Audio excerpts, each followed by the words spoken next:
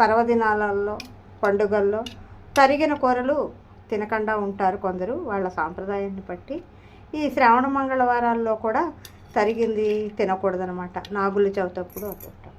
అయితే ఈరోజు మా కోడలికి శ్రావణ మంగళవారాలు నోములు అవడం వల్ల బీన్స్ కొబ్బరి కూర చేశాను అనమాట అండి. బీన్స్ అయితే మామూలుగా మనం చేతితో గోరుతో ఇలా ఒలిచేస్తాం కదా, ముక్కలు కట్ చేసేస్తాము. అలా చేసేసాక చాలా కొద్దిగా చేసా దాని మటుకు.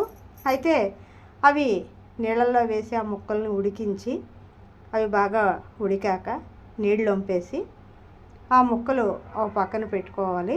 తర్వాత ఎలాగో దేవుడికి కొట్టిన కొబ్బరికాయ ఉంటుంది కదా, ఒక కొబ్బరి చెప్పు అనమాట అండి, దాన్ని గ్రైండ్ చేయడం జరిగింది. కొబ్బరి గ్రైండ్ చేసుకోవచ్చు, లేదంటే తురుము ఉంటే కనుక కొబ్బరి తురుముతో తురిమేసుకోవచ్చు. నేనైతే గ్రైండ్ చేశాను అనమాట అండి. గ్రైండ్ చేసేసాక కొబ్బరి తురుము పక్కన పెట్టుకోవడం జరిగింది. తర్వాత ఇందులో పోపు మినప్పప్పు, శనగపప్పు, ఆవాలు, జీలకర్ర, ఎండుమిరపకాయ ఈ పోపు వేసి ఆ పోపు వేగాక మనం ఉడికించుకున్నటువంటి బీన్స్ ఉంటాయి కదండి, ఆ బీన్స్ ముక్కల్ని ఆ పోపులో వేసేసాము.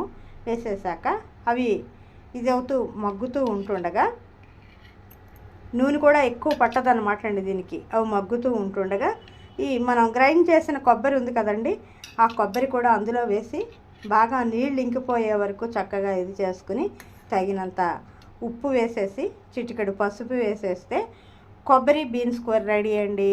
మీరు కూడా చేసి చూడండి. మా ఛానల్ని సబ్స్క్రైబ్ చేయండి, లైక్ చేయండి, కామెంట్ చేయండి, షేర్ చేయండి.